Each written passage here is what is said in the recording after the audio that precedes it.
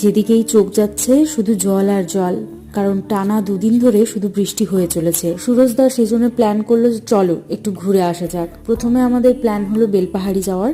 বেলপাহাড়িতে গিয়ে হঠাৎ আবার প্ল্যান হয়ে গেল কাকড়াঝোড় যাওয়ার। আর এই হচ্ছে আমাদের সফর সঙ্গী সুরজদার ছোট্ট ছেলে। আজকে ভেবেছিলাম আমরা বৃষ্টিটা হয়তো ছেড়ে যাবে, কিন্তু সারা দিন টিপটিপ করে বৃষ্টি পড়েই চলেছে।